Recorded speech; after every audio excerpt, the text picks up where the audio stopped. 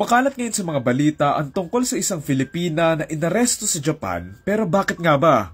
January 16, 2024, 8:50 PM, tumawag sa mga pulis ang isang lalaki na kakauwi lang galing sa trabaho at nagsabing nawawala daw yung mga magulang niya.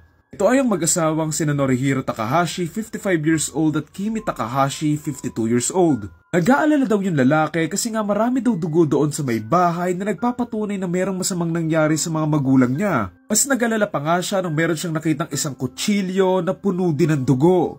January 18, 2024, sa pag-iimbestiga nila doon sa may bahay, dito nila makikita yung mag-asawa pero wala na silang mga buhay. Puno sila ng mga saksak sa may dibdib at nakita pa silang nakalibing at nakatago sa ilalim mismo ng sahig sa mismong bahay nila. Ayon sa mga pulis, January 16, 2024 daw ng tanghali, binawian ng buhay yung mag-asawa dahil nakita pang buhay si Kimi nung 4 PM nung araw na yon.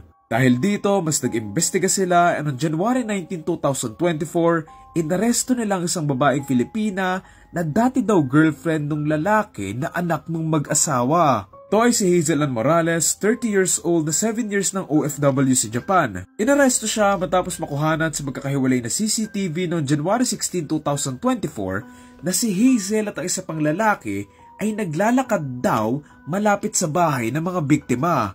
Sa ngayon, hindi pa kilala ng mga pulis yung kasama daw ni Hazel kasi nga malabo daw yung kuha sa may kamera. Ayon pa sa mga pulis, nakita rin daw sa CCTV sa parehas na araw na yon si Hazel at yung lalaki na nagtatapon ng mga damit na merong dugo sa mga basurahan sa labas lang ng bahay nila Hazel.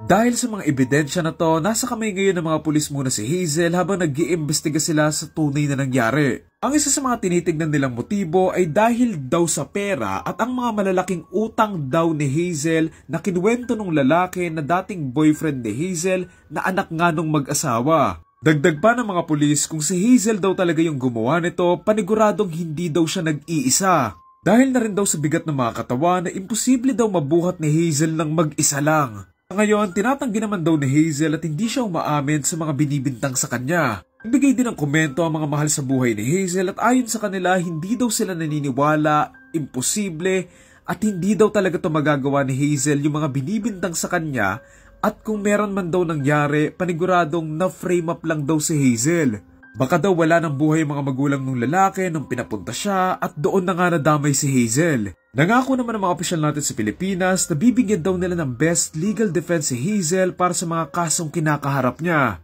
Ngayon, tuloy-tuloy pa rin yung investigasyon at inaalam pa rin nila yung totoo. Pero sana lumabas na yung tunay na nangyari at maparusahan yung mga talagang gumawa nito.